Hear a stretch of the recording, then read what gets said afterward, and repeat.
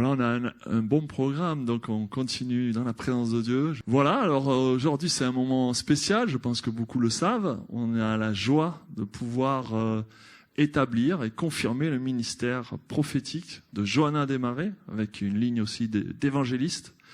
Voilà, c'est quelque chose qui est en route depuis un bon moment maintenant. Et on est heureux que le jour soit venu. Et Johanna aussi, elle est heureuse, non? Elle est où? Ah, voilà. Elle est aussi contente qu'on y arrive enfin. Voilà, donc on a pour ce moment, on a donc prévu quelques petites interventions avant de laisser ensuite la parole à Jean-Marc. Donc des petites interventions assez courtes qui vont mettre un peu la lumière de différentes manières sur le ministère de Johanna. Voilà. Et pour commencer, je vais laisser la place à Johnny avec la traduction de Sarah, si elle veut bien. Donc, il faudrait que j'ai 2 micros d'ailleurs. Hop. Donc, je vais... Johnny, le responsable, il se présentera mieux, de la mission dans l'église de Woodland, Woodland Bristol, d'où vient Johanna.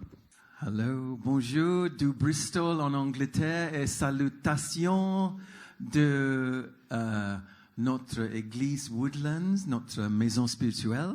That's enough French for now. C'est tout ce que je sais pour le moment en français. I'm so happy to be here. Je suis si heureux d'être ici. We bring greetings. Melissa, give a wave. Melissa is with me. Voilà, donc nous vous saluons. C'est Melissa. Bring greetings from Dave Mitchell and many others who have been in this place and sharing with you and worshiping together. And they send their love to you all. Ok, donc nous vous donnons le bonjour de Dave Mitchell, qui est pasteur à Woodlands, et nous sommes heureux d'être ici parmi vous pour adorer le Seigneur. And especially we're here to celebrate with you the special ministry and service that Joe has been sharing for many years with Gwenola and others, and we're just so grateful to be a part of today. We need so much God's present word, don't we? Yeah. So you're gonna have... Pardon? Oh, sorry, pardon. Okay. Donc nous sommes tout spécialement venus ici pour partager le grand bonheur de voir Johanna se faire établir depuis tout ce temps qu'elle travaille avec Gwenola, Philippe, l'Église. Donc nous sommes heureux d'être là pour ça. Just to say that 29 years ago, Jo was with us as a university student, and then she was stolen by you. Voilà, donc juste pour dire qu'il y a 29 ans, Johanna était parmi nous en tant qu'étudiante, et puis vous nous l'avez volée. She fell in love. Elle est tombée amoureuse d'ici. He's to blame. Ah non, pardon, c'est lui c'est lui le responsable là. But we feel like partners to you because we have sent many of our young people here to the festival. Voilà, donc nous nous sentons comme des partenaires de vous parce que nous avons envoyé beaucoup de jeunes faire le temps d'impact pendant le festival. And you have sent some amazing people like Clotilde. I don't know if her family's here, but she is with us, and it's been wonderful what she has given to us. Et vous nous avez aussi envoyé des personnes de chez vous, comme Clotilde Barberon, et c'est juste merveilleux de l'avoir parmi nous, quoi. And every year in our Global Partners Weekend, Jo tries to come back, and she's always encouraging. She always brings a fresh anointing of God's joy. You are full of joy, Jo, and you bring it back to Woodlands. Et à chaque fois que Johanna vient nous rendre visite au sein de Global Partners, Johanna apporte toujours une touche très joyeuse, une touche rafraîchissante et de joie pour nous encourager. And I just want to say one more thing is that last year in the summer we had 4 or 5 people come here for the festival. Ouais, l'été dernier, il y a 4 ou 5 personnes qui sont venues ici pour le festival. And one young girl, her name was Nia, maybe you remember Nia, she came back. She was a shy young 18-year-old and she came back on the night of returning. Voilà, parmi ces jeunes, il y avait une jeune fille qui s'appelle Nia et donc qui nous est revenue. Alors, à savoir qu'elle était au départ très timide. And she ran up to me and she said, "Johnny, I want to be a missionary."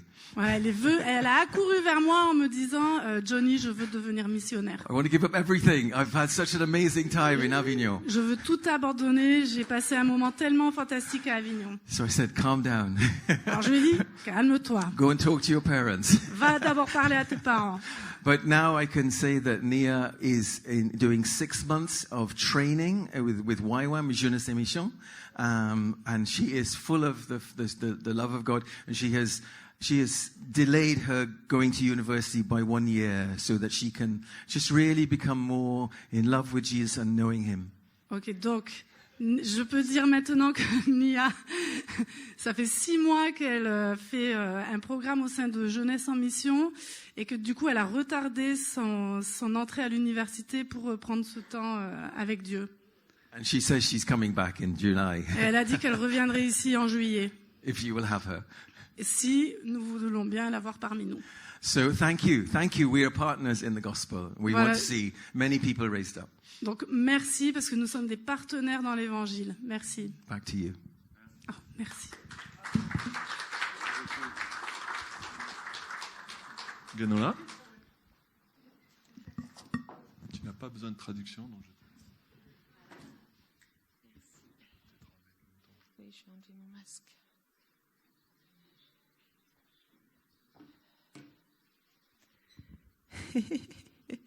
Je suis très très contente d'être là. Alors surtout ne prenez pas comme un manque d'enthousiasme ma fatigue ce matin, parce que vraiment je suis très enthousiaste. Je me remets doucement d'une grippe et de complications post-grippales. Voilà, alors c'est une très grande joie pour moi, cette journée d'établissement du ministère prophétique de Johanna. Ça y est, on y est. D'abord parce que Johanna est pour moi la personne que je connais qui est le plus passionnée par tout ce domaine prophétique. Je crois que j'ai rarement rencontré quelqu'un d'aussi passionné. Depuis des années, elle a toujours lu un livre, assisté à une conférence, se pose des questions pour une formation supplémentaire. D'ailleurs, là, tu vas démarrer la Global Prophetic Alliance. Toujours soif de plus, toujours avide de voir la gloire de Dieu dans le prophétique. Donc ça, c'est vraiment déjà une marque incroyable. Ensuite, lorsque je l'ai sollicité il y a quelques années, quand le Seigneur m'a appelé à mettre en place des groupes prophétiques aux sources, il y a une dizaine d'années, elle a totalement relevé le défi.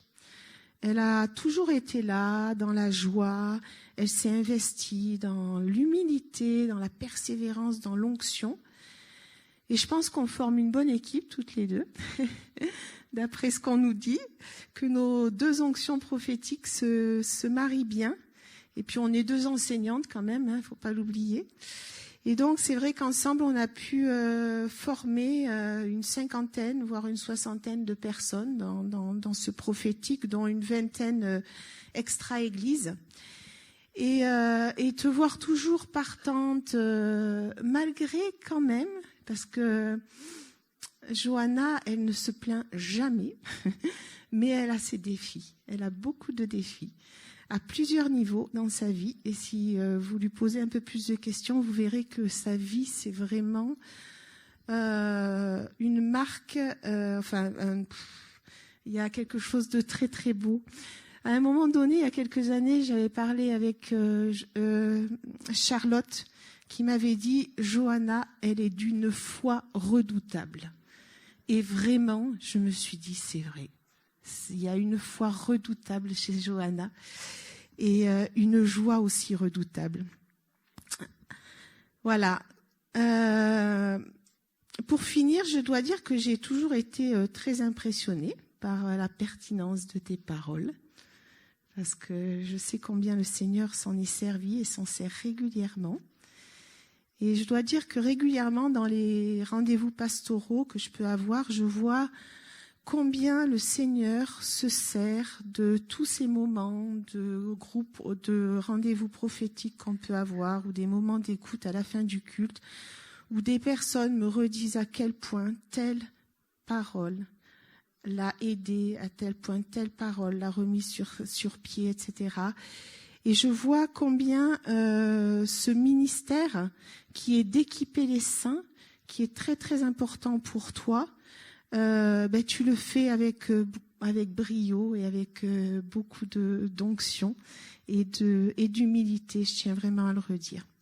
Voilà, tu le sais, pour ma part, j'ai vu un avant et un après cet établissement de ministère. Les images sont devenues beaucoup plus nettes, les paroles beaucoup plus claires, beaucoup plus précises. Et je me réjouis de ce qui va se passer pour toi à partir d'aujourd'hui, parce que j'imagine ce que ça va donner. Et voilà, sois béni, et que ce soit un jour de joie, et que le Seigneur bénisse ton ministère. Amen. Voilà, moi je suis là pour dire quelques mots sur la dimension d'évangéliste de notre Johanna. Ah, t'es ému, hein? Tu vas nous émouvoir là, c'est pas bon ça. Voilà, donc déjà elle était venue en France avec une équipe d'évangélisation il y a X années, très longtemps, voilà. Et lorsqu'on a démarré il y a 12-13 ans, Impact Festival, Johanna a été très vite dedans. Et très vite au service à tous les niveaux, comme on est dans ce genre d'équipe, mais voilà, et à vraiment s'investir, à vraiment avoir du cœur, à faire de la connexion, et puis à prendre vraiment plus que le relais, puisque elle a cette dynamique là depuis ces dernières années. C'est plus elle qui est devant, moi je suis plus avec, voilà, et avec d'autres, et elle a ce cœur d'évangéliste, comme ça a été dit. Moi, je voudrais souligner son audace. Donc, Impact Festival, c'est toujours un énorme défi, parce qu'on a plein de jeunes qui viennent d'un peu partout, d'ici, etc. C'est quand même une semaine entière, 24-24. C'est un énorme truc, mais ça lui fait pas peur. Et c'est précieux d'avoir des gens comme ça. Voilà. Et dans le même genre, pas peur, même pas peur. Je l'ai vu plusieurs fois aller dans des... j'ai pas vu, parce que je suis pas allé, moi. Mais j'ai su qu'elle était allée dans des salons de bien-être, des trucs comme ça, pour être là et essayer de prophétiser sur les gens qui avaient qui cherchaient des paroles, en fait, mais elle, de la part de Dieu. Voilà, des choses comme ça. Et puis, ils ont lancé Evans Café il y a quelques années. C'est Guénola qui avait lancé ça, de l'évangélisation un peu prophétique. Et là aussi, elle a vraiment repris le relais en faisant des soirées d'évangélisation, en organisant en tout cas des soirées d'évangélisation en ville dans un café. Voilà, depuis quelques années. Puis c'est toujours des défis, mais en tout cas, elle relève ces défis. Elle ouvre le chemin pour elle et pour d'autres. C'est énorme. Ça, c'est une marque de ministère. Voilà, elle a ses connexions aussi dans ce sens de ministère évangélisme. Elle a été invitée plusieurs fois à des formations d'évangélisation ailleurs qu'ici, en tant que dans son onction d'évangéliste et donc en tant qu'oratrice. Voilà, donc moi je confirme tout ce qu'on a dit déjà, aussi ton humour, ton sourire, et qui craint pas grand-chose, et qui avance, qui persévère, et aussi cette maturité, cette autorité, cette audace, cet élan qui est vraiment une des marques pour moi de l'évangéliste. Voilà. Alors maintenant c'est à Sarah.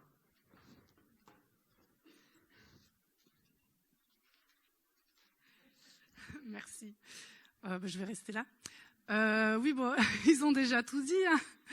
Non, mais c'est vrai que je peux attester de l'audace de Johanna. Alors moi, je m'accroche un peu à elle parce que ça fait longtemps aussi que je fais partie du groupe prophétique. Et des fois, quand on sort pour aller faire du prophétique dans la rue, moi, je suis toujours celle qui a un peu peur. Et puis elle fonce, quoi. C'est hallucinant. Mais j'aspire peut-être avoir plus de passion, plus de feu comme toi. Mais ce dont je voudrais parler, c'est surtout attester de son caractère, en fait. Attention. Excusez-moi. Alors, Johanna, pour moi, c'est un privilège et un honneur de venir témoigner de qui tu es. Et je suis tellement heureuse d'être ton amie et de te connaître. Alors, et en tant qu'amie, en fait, je vois ce que Dieu a mis en toi et je suis au bénéfice de ça, parce que j'apprends beaucoup de toi, en fait. Et en toi, en fait, je vois le caractère de Christ. Tu es toujours constante. Johanna, elle est constante dans tout ce qu'elle fait. et dans tout ce que tu entreprends, mais aussi dans tous les défis qui se présentent à toi, parce qu'elle n'a pas forcément une vie facile. Et comme Christ est notre roc, mais toi en fait tu es un petit roc, et on peut s'appuyer sur toi, et ça c'est incroyable.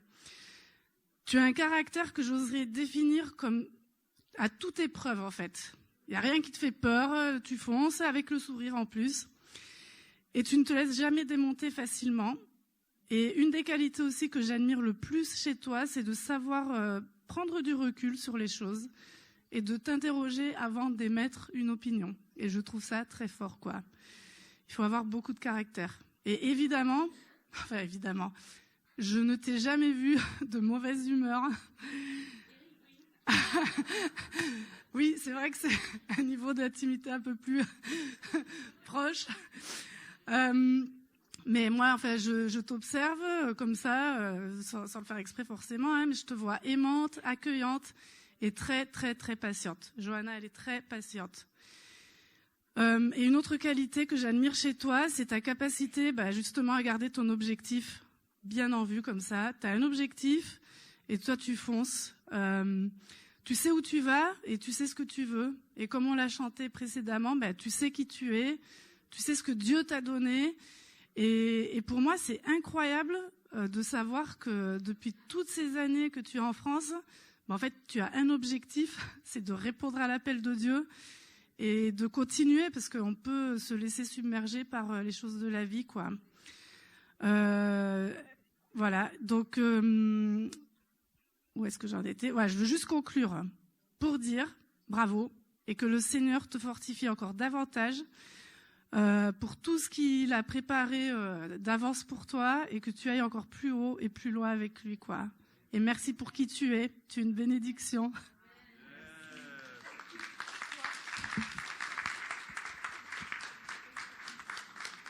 Dis donc, j'aimerais bien connaître cette Johanna.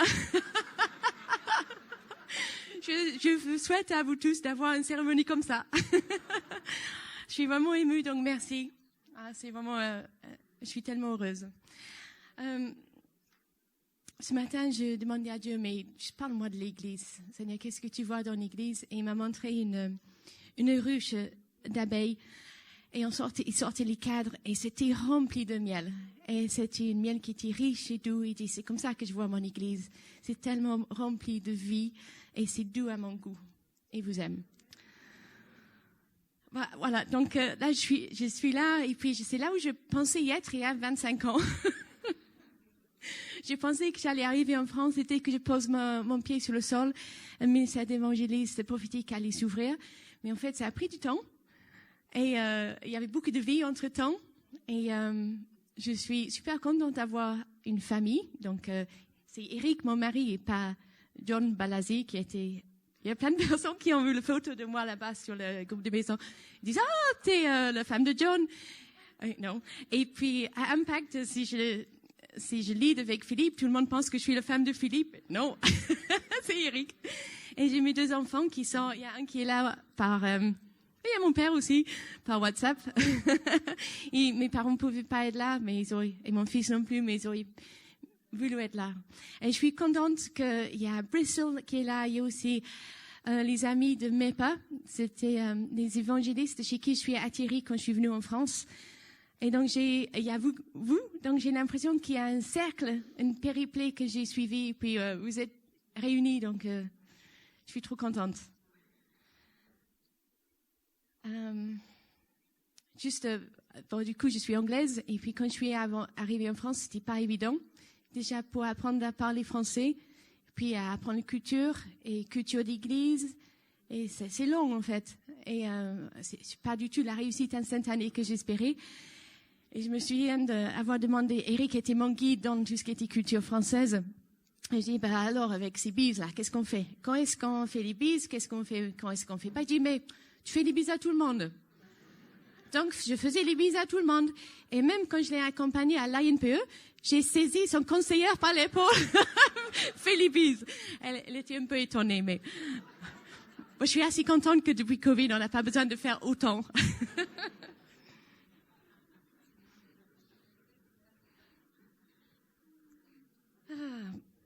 Bon. Donc, j'ai l'impression de faire un discours de remerciement des Oscars. Donc, donc merci et merci de m'avoir accueilli et de m'accepter en tant que ministère. Donc, je suis vraiment ravie et je le fais avec toute humilité parmi vous. Merci. Et merci de me reconnaître, merci d'y croire aussi.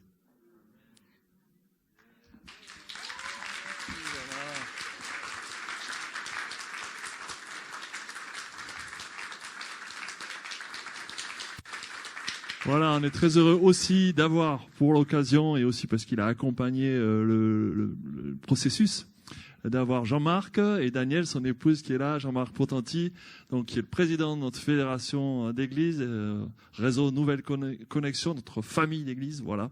Et donc, je vais te laisser la place maintenant pour faire la suite et le message. Et je passe les sacs d'offrande, ne pas oublier. Voilà.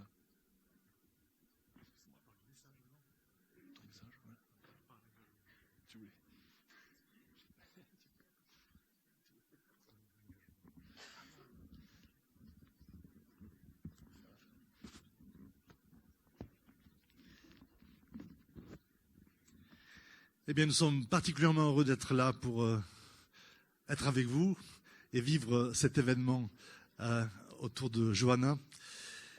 En saluant aussi tous les amis de l'Angleterre qui sont là aussi pour vivre ce temps ensemble. Ce temps d'établissement est toujours un moment important pour un individu, une personne, son cheminement, mais aussi pour l'Église. Et il s'inscrit dans un cadre particulier, qui est le projet de Dieu pour l'Église. Ce n'est pas un événement comme cela ponctuel, qui marque une petite parenthèse dans la marche de l'Église globale, mais c'est un événement qui accentue une dynamique que le Seigneur a voulu pour l'Église. Comme vous, je rêve d'une Église ou d'églises dans notre famille, du réseau Nouvelle Connexion, dans lesquelles il y a la présence de Dieu, il y a la manifestation de l'Esprit, il y a une croissance numérique. L'Évangile gagne du terrain, sauve des personnes, les transforme, guérison, miracle, on l'a célébré ce matin. L'Église grandit en maturité, l'Église grandit en ministère, en structure, comme c'est le cas parmi vous. Et tous, non seulement ça, mais aussi d'une Église qui pénètre toutes les sphères de la société, en voyant des missionnaires, parfois dans les rues, mais parfois aussi dans leur vie professionnelle, pour pouvoir, là où ils sont, rayonner de la présence de Dieu. Et en tant que chef d'entreprise, en tant qu'enseignant, en tant que chercheur, en tant qu'ouvrier, employé, en tant qu'agriculteur, je ne sais quel autre domaine d'implication, qui sont là et qui vivent leur vie professionnelle, leur engagement comme un service pour Dieu, afin de transformer les lieux, les sphères dans lesquelles ils se trouvent et d'y amener la pleine dimension du royaume de Dieu. En gros, nous rêvons d'un monde dans lequel la présence de Dieu remplit toutes choses. En attendant ce jour où la connaissance de la gloire de Dieu va remplir la terre comme l'eau couvrira le fond de la mer. Et c'est ce dont nous rêvons, c'est ce dans quoi nous sommes engagés.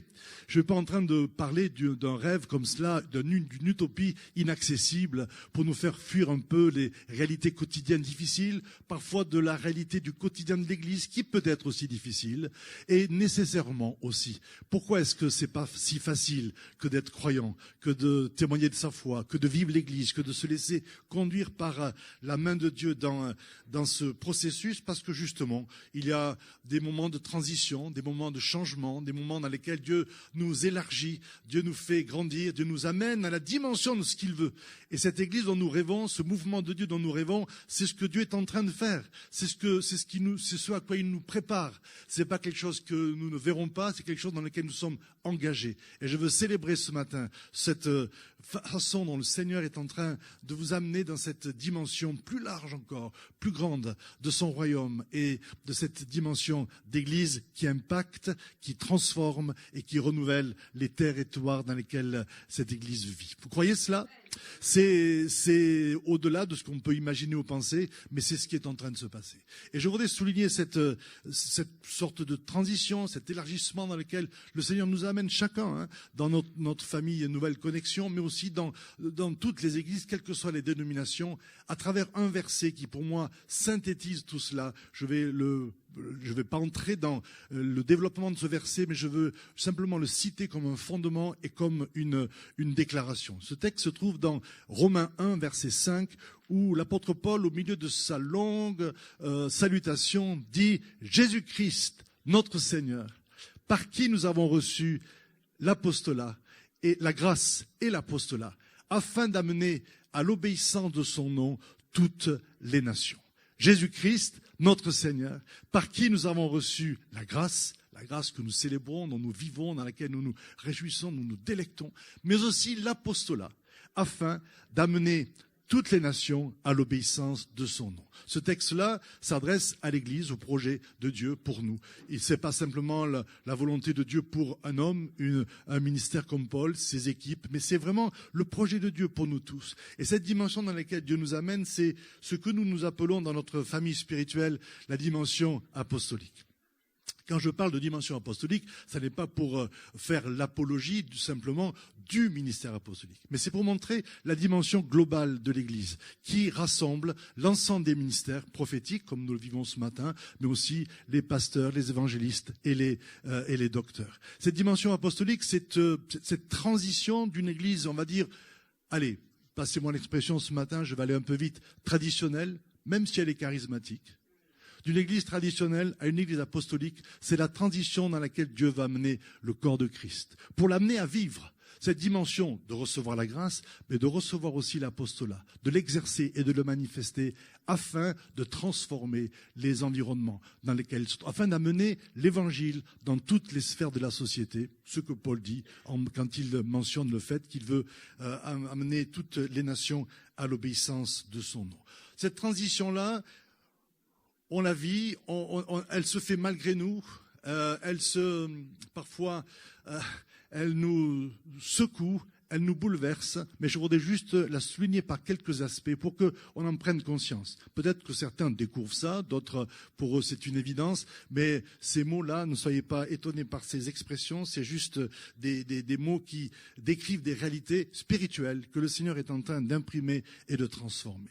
Une église, alors je vais pour cela, pour aller vite ce matin, caricaturer un petit peu, si vous le permettez. Mais je compte sur votre indulgence et votre maturité pour nuancer tout ce qui a besoin de l'être. Je vais montrer la différence entre une église traditionnelle, même charismatique, je ne parle pas d'église de telle ou telle dénomination, mais je parle d'un fonctionnement d'église auquel on est un petit peu habitué, dans lequel on trouve son confort, un peu sa tradition, vers une église apostolique, c'est-à-dire qu'une église qui entre dans la pleine dimension du projet de Dieu. Quand je parle d'église apostolique, je ne parle pas d'une dénomination, je parle de la dynamique, je parle de ce que Dieu veut, de cette plénitude dans laquelle Dieu va amener l'église et dans laquelle vous êtes déjà. Quand on parle de transition, on part d'un point à un autre, mais c'est un processus. Et je veux dire, pour commencer, que vous êtes dans ce processus, même parfois à votre insu. Et vous y êtes parce que c'est le projet de Dieu pour vous. Vous êtes appelés par Dieu à passer de cette église traditionnelle, ne le voyez pas comme quelque chose de péjoratif, mais l'église que nous connaissons, à laquelle nous sommes habitués, dans laquelle nous sommes confortables. Vous êtes appelés à passer de cette dimension à la dimension pleine et entière du projet de Dieu pour l'Église, qui va transformer cette région, ce département, cette région et les nations avec l'ensemble des autres églises, pas à vous seuls, mais avec l'ensemble des autres églises. Ce processus-là, c'est d'une dynamique magnifique, parfois un peu inconfortable. Vous savez, quand on est dans l'adolescence, on n'est plus un enfant, mais on n'est pas tout à fait un adulte. Et parfois, ça joue des tours. On a parfois la fragilité de l'enfance, mais on a les prétentions de l'adulte. Enfin voilà, c'est un moment comme ça qui est difficile. Mais pour autant, c'est un moment prometteur. Un moment dans lequel Dieu va accomplir son projet. Et c'est cela que je voudrais souligner ce matin.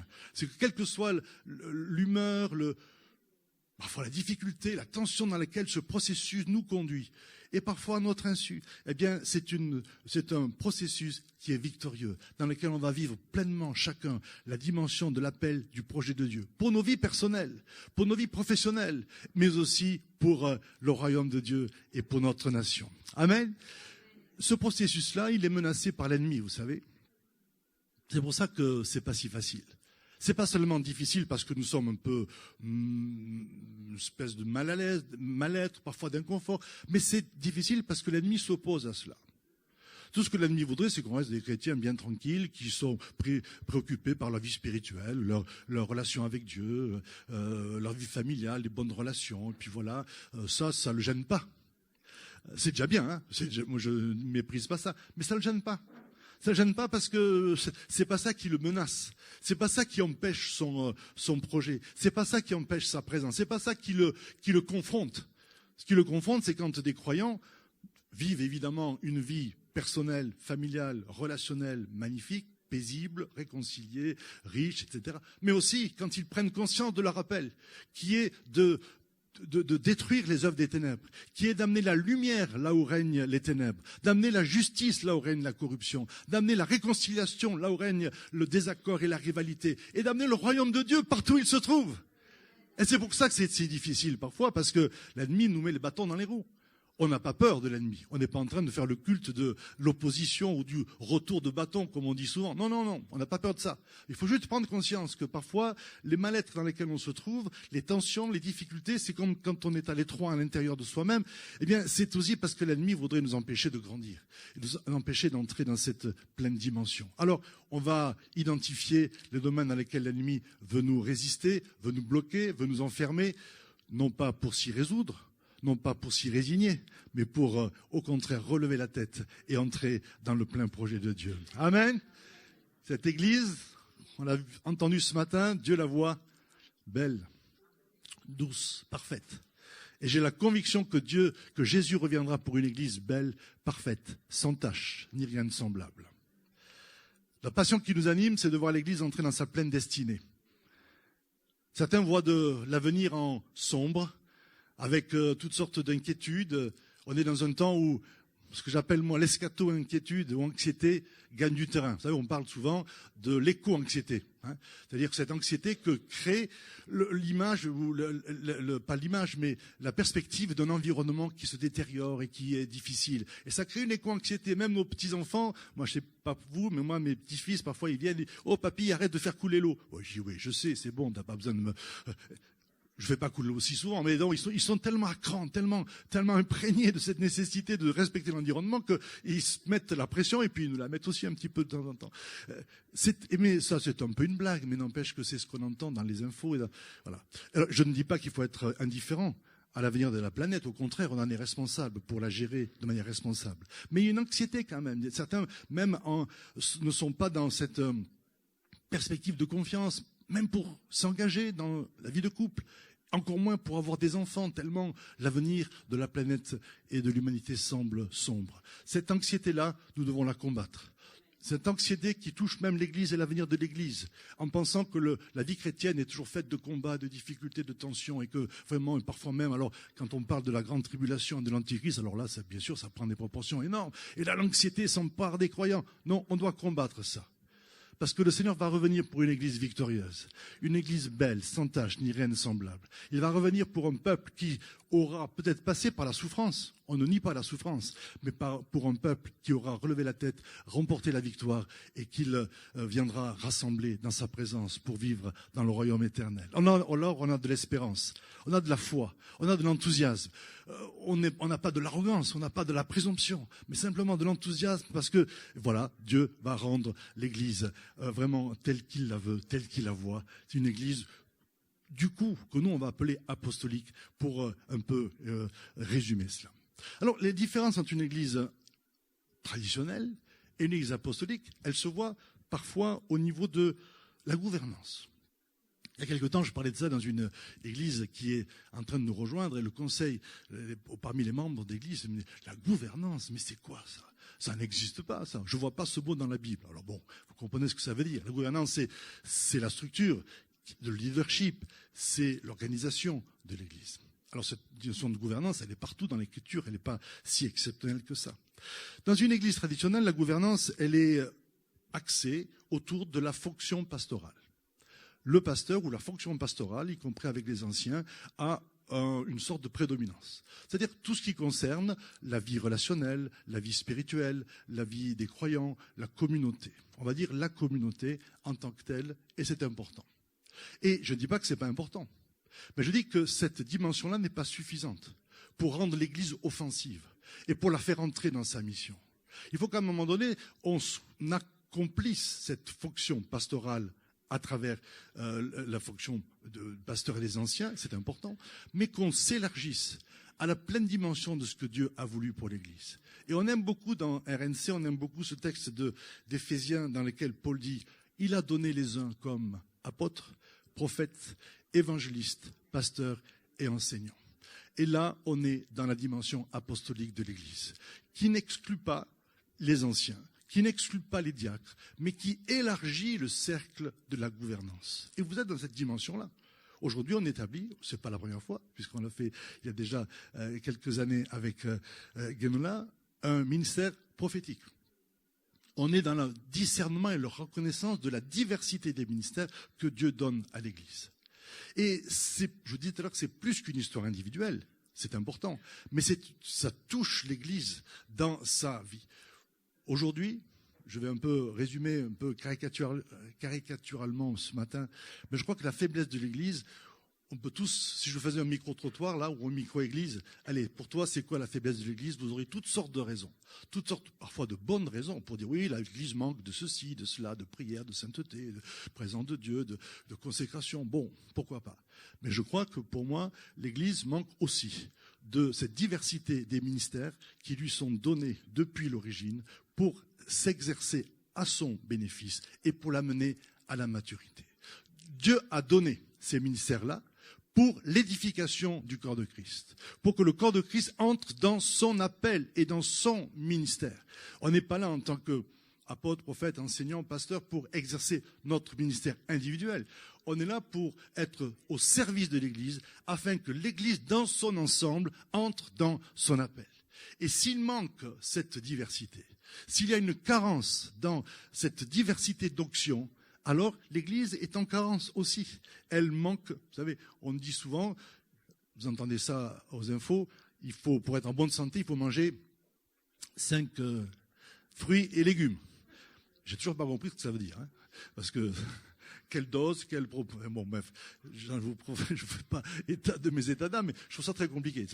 Je suis pour les fruits et les légumes, mais 5 fruits et légumes, ça veut dire quoi? Et si on n'a pas cette dose-là, alors notre corps est en carence. Très bien.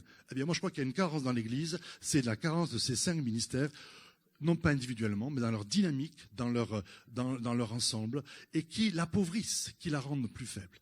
Mais nous sommes dans cette volonté de les accueillir, ces ministères-là, de les recevoir, de les discerner et de les libérer au sein de l'Église, afin que l'Église puisse entrer dans sa plénitude. Une Église qui est sur la fonction pastorale va se préoccuper du bien-être spirituel des croyants. C'est essentiel, mais ce n'est pas une finalité. On n'est pas sauvé pour nous-mêmes.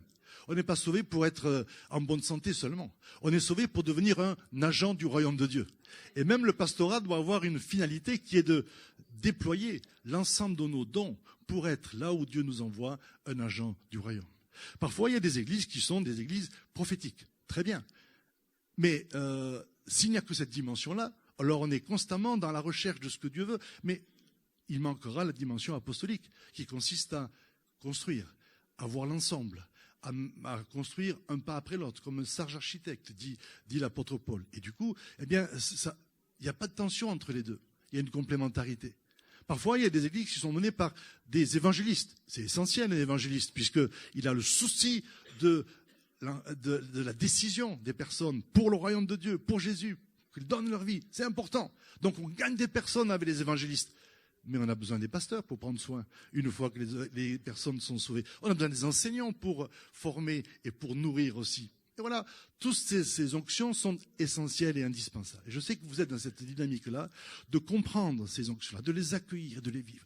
Mais on n'est qu'au début du processus. On est vraiment, ça fait 40 ans que dans notre famille d'église, on parle de cela. Vous savez, j'ai l'impression d'être au tout début de comprendre, de la compréhension de ce que Dieu veut. N'empêche que c'est ce vers quoi Dieu veut nous conduire. L'église apostolique, elle n'est pas construite autour d'un apôtre, mais elle est construite autour de l'ensemble des ministères d'Éphésiens qui travaillent ensemble, dans la synergie, pas de manière isolée, pas de manière compétitive, mais dans la synergie pour apporter. Il se passe une chose incroyable, mystérieuse, qui amène à l'Église sa plénitude. Et ce que nous vivons ce matin entre dans cette dynamique. Alors, vous l'accueillez, cette dynamique, vous en êtes heureux. Je sais qu'elle fait partie de votre ADN, mais je voulais juste la souligner pour qu'on entre un peu plus dans la réalité.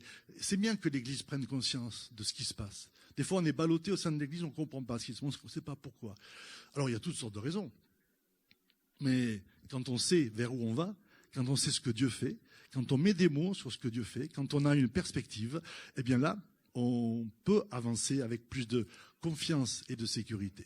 On ne sait pas tout, on ne comprend pas tout. Vous savez, même Abraham, quand il a répondu à l'appel de Dieu, il y a cette parole qui me bouleverse et qui me gêne en même temps. Il est parti sans... Ah, je vois que je ne suis pas le seul à avoir retenu ça. Il est parti sans savoir où il allait. Alors, moi, je ne supporte pas ça. Moi, je mets un GPS, je veux savoir où je vais, par où je passe, combien je consomme, où sont les radars, enfin voilà, tout ça. Il est parti sans savoir où il allait. Mais il est parti avec confiance. Il n'est pas parti dans une sorte d'errance. Il n'est pas parti à l'aventure. Il est parti dans la confiance. Et nous, on ne sait pas toujours exactement où on va, mais on a quand même une perspective. Et cette perspective-là, ce matin, pour nous, ce sera cette dimension apostolique. Une église traditionnelle, autre distinction, je vais essayer de rentrer dans les temps, c'est que elle est attentive, centrée un peu sur l'assistance au culte, par exemple, l'auditoire. Moi, je me souviens de certaines rencontres, parfois de pasteurs, où, là, je vous livre un peu les secrets, hein, je ne voudrais pas le dire, mais pas toujours très positif, mais on se disait, bon alors, tu as combien de personnes au culte, tu as fait combien de baptêmes, et ça, c'est important. Hein. La croissance numérique, c'est important. Mais c'est pas le seul critère. Je ne suis pas centré sur le fait que la croissance de l'auditoire du dimanche matin doit seulement se prolonger ou se produire. On veut une croissance numérique. Mais ce n'est pas l'objectif seul. Ce n'est pas une fin en soi. Dans une église qui est apostolique, on est dans la conscience que l'église, elle vit sa mission le dimanche matin, comme on l'a fait ce matin. Au passage, je dirais que c'est une parenthèse, mais pas secondaire. On a vécu ce matin, et je sais que c'est votre ADN aussi, une louange apostolique. Dans le sens qu'elle n'était pas centrée sur soi-même. Elle n'était pas centrée sur moi et Jésus. Jésus et moi. Même si cette dimension-là a été nourrie. On a chacun eu un contact personnel avec Dieu. Mais ça n'a pas été la finalité de la louange. On a élevé l'agneau. On a élevé le roi. On a élevé le Seigneur. On a accueilli le Saint-Esprit. Et ça, c'est une dimension de louange apostolique. Je préfère le dire parce que des fois, on ne subit pas. Mais on bénéficie de la louange, on ne se rend même pas compte qu'elle a cette dimension, cette dynamique-là, qui est éminemment apostolique. Et bien sûr, vous comprendrez que ça n'exclut pas le prophétique, bien au contraire. Alors, une église qui avance dans la dimension apostolique, elle est bien sûr attentive au bien-être pastoral de ses membres, à la présence au culte. C'est important, ce moment est un moment essentiel. On a besoin d'être ensemble, n'est-ce pas? On a besoin de vivre, mais de prendre conscience qu'à partir de ce qui se passe là ce matin, nous sommes dans une dimension de gouvernement. Nous sommes l'ecclésia de Dieu. Tout le monde sait que le mot église dans le Nouveau Testament, c'est la traduction du mot ecclésia. Mais je vais faire une distinction entre les deux, même s'il n'y en a pas en termes de vocabulaire. Parce que nous, notre notion d'église, c'est la communauté et l'assemblée. Et on a un peu appauvri, on a un peu rétréci la dimension d'église. Quand Jésus parle de l'ecclésia, il parle d'un lieu de gouvernement. Un lieu à partir duquel il allait exercer son pouvoir, sa présence, son influence. Non seulement sur le groupe des croyants rassemblés, mais sur le territoire dans lequel il se trouve. Alors je ferai une distinction entre Église et Ecclésia. C'est faux. Alors que les hellénisants, que les théologiens me pardonnent, mais c'est juste pour qu'on comprenne cela. Parce qu'en grec, il n'y a pas de différence. Mais dans notre pratique de l'Église, il y a une différence. Une Église traditionnelle, elle est centrée sur cette dimension de communauté, de rassemblement. Une Église apostolique, elle prend conscience que quand elle se rassemble, mais pas seulement quand elle se rassemble, quand elle est aussi dispersée dans l'ensemble des lieux professionnels, associatifs, sociaux dans lesquels nous vivons, l'Église est le gouvernement de Dieu sur la terre. En disant ça, on nous a souvent peut-être pas, mais parfois taxé de vouloir prendre le pouvoir. Vous savez, vous avez tous vu ces articles, ces émissions, les évangéliques qui veulent prendre le pouvoir. Non, absolument pas. On n'a rien à voir avec cette tendance-là qui existe dans les nations. Je ne dirai pas plus. Ça existe même en France, il ne faut pas croire. Mais c'est moins fort en France quand même que dans d'autres pays. Mais bon, ça c'est notre sujet. C'est une tendance, une tentation. Mais je voudrais m'inscrire en faux contre cela en tant que réseau Nouvelle Connexion. On n'est pas dans une perspective de conquête et de prise de pouvoir, ni spirituelle, c'est une façon de parler, ni religieux, ni économique, ni quoi que ce soit. On est dans une perspective de service. Le royaume de Dieu, quand nous prions que ton règne vienne, c'est pas pour imposer la foi à ceux qui nous entourent. C'est pas pour amener les valeurs bibliques comme un joug qui pèserait sur nos contemporains. Quand on dit que ton règne vienne, c'est pour que les personnes soient attirées par Jésus, ça se laissent gagner par lui. Et quand nous, on veut exercer ce règne, c'est pas pour dominer sur les autres, mais c'est pour servir. C'est pour être au service de notre génération. Quand dans un lieu de travail, quand dans une fonction de manager, de directeur, de chef d'entreprise, d'enseignant, de chef de service ou autre, on est là et qu'on le fait avec en répondant à la vocation que Dieu nous adresse, alors on le fait pour servir. On le fait pour amener la justice, pour amener la paix, pour amener l'amour, pour amener la réconciliation, pour amener la grâce de Dieu. Et c'est comme ça que nous exerçons le règne de Dieu dans notre nation. Par le témoignage, par le service et par le don de nous-mêmes. Ainsi, l'Église apostolique, elle prend conscience de ce pouvoir-là. Ce matin, alors que nous avons célébré et adoré, nos louanges ne sont pas restées au niveau du plafond. Nous l'avons célébré avec les anges et le peuple de Dieu dans le ciel. C'est la communion des saints. La communion des saints, nous n'avons pas de contact avec ceux qui nous ont précédés, mais nous sommes en communion autour du trône avec le peuple de Dieu qui nous a précédés et le peuple de Dieu qui est sur la terre. Et ça fait une différence dans nos villes et dans nos territoires. Est-ce que nous croyons qu'à partir de ce moment d'adoration, ce matin, la présence de Dieu s'étend et rayonne dans cette ville d'Avignon et dans ce département du Vaucluse et s'unit à tous les lieux de louange et de célébration sur la terre pour faire monter vers Dieu des cris de joie, un parfum de bonne odeur. Peuple de sacrificateurs, peuple de rois et de sacrificateurs. Et ça change les choses. Ah, bien sûr, on voudrait voir des lois plus justes. On voudrait voir les lois iniques être écartées. On voudrait voir parfois un mode de gouvernement un peu plus, qui correspond plus à nos valeurs, à notre. Oui, bien sûr. Et je ne dis pas que ces choses-là vont pas arriver, mais soyons conscients de l'impact de la présence de Dieu que nous célébrons et que nous élevons à travers notre louange, à travers nos témoignages, à travers nos engagements, et qui préserve notre pays du pire, qui préserve notre pays. Des fois, on se dit, oh là là, pourquoi telle catastrophe, oui, mais imaginez s'il n'y avait pas la louange et la prière des croyants, s'il n'y avait pas leur intercession, s'il n'y avait pas leur service et leur engagement, les choses seraient encore plus dans le négatif, dans les ténèbres.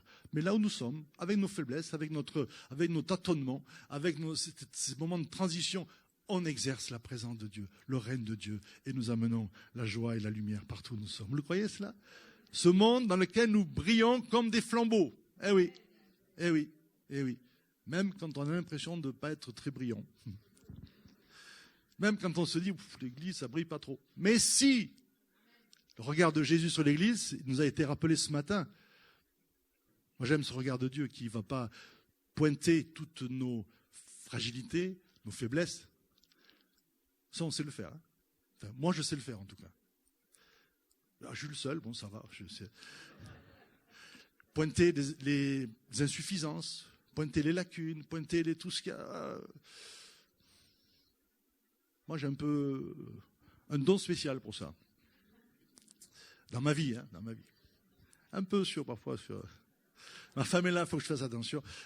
Non, franchement, si je me laisse aller, s'il n'y a pas la grâce de Dieu, je suis le pire des... Voilà. Je peux voir tout ce qui ne va pas.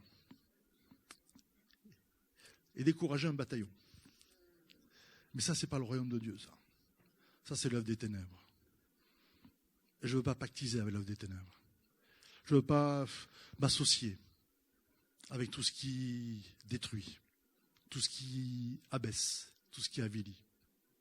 On doit être de ceux qui construisent, qui parlent des paroles d'édification. Édifier, c'est faire grandir, c'est faire. Alors, c'est pas être superficiel, c'est pas être. Non, mais simplement, c'est voir ce que Dieu veut et ce que Dieu fait. Voir le positif de Dieu, voir la grâce de Dieu. Je cite souvent l'exemple de cet homme, Barnabas. On n'en parle pas beaucoup, hein, mais quel impact dans l'église du 1er siècle. Il arrive à Antioche. Il y a un ensemble de disciples là, un peu désordonnés, mais qui témoignent. Ils témoignent et puis il y a des miracles. Il se passe plein de choses. Ça bouillonne, ça vit. Alors, depuis Jérusalem, les apôtres, qui ont le souci du développement de l'œuvre de Dieu, envoient Barnabas. Non pas pour mettre de l'ordre, mais juste pour s'informer de ce qui se passe. Et puis pour y contribuer. Et j'aime ce Barnabas dont la Bible dit que quand il est arrivé à Antioche, qu'est-ce qu'il voit? Il voit la grâce de Dieu. Qu'est-ce que tu vois, toi, quand tu vois l'église? Ta propre vie, ceux qui t'entourent. Il vit la grâce de Dieu et il s'en réjouit. Et il s'est mis au boulot. Il est allé chercher Paul et Antioche est devenu un centre apostolique. Un lieu à partir duquel l'évangile a rayonné et a touché toutes les nations. Ça a commencé par des disciples qui ont témoigné, mais par un homme qui a su voir la grâce de Dieu. Soyons de ceux qui voient la grâce de Dieu. Dans le prochain, les frères et sœurs, dans l'Église, et qui soulignent cette grâce-là pour dire, Seigneur, ta bonté est sans limite, tes bienfaits ne sont pas épuisés, on va y aller, on va y arriver, on va avancer. Donc l'Église, centre apostolique, elle est aussi nourrie de reconnaissance, de foi, d'enthousiasme. Pas d'un truc frelaté qu'on se force à produire. Non, simplement de la confiance dans la grâce de Dieu qui est là. Alors, il y a bien d'autres choses dans cette église apostolique dont l'Écriture parle. Peut-être que je reviendrai pour développer, m'arrêter là. Mais il y a plein d'autres choses, plein de secrets encore que Dieu veut nous révéler pour entrer dans une église qui rayonne de la présence de Dieu, qui impacte le territoire dans lequel elle se trouve, de sa présence, de sa justice, afin que son règne vienne, afin que le salut grandisse, afin que les ténèbres reculent et que les œuvres des ténèbres soient défaites. Vous voulez être de cette église-là? Alors, en fait, vous n'avez pas vraiment le choix, mais adhérons à cette église volontairement, consciemment, avec enthousiasme et avec foi. Vous l'avez compris pour cela, juste avant d'aller plus loin dans ce moment d'établissement. C'est un moment solennel, vous savez, ce temps d'établissement est important, mais là maintenant on va s'adresser à l'ensemble de l'Église.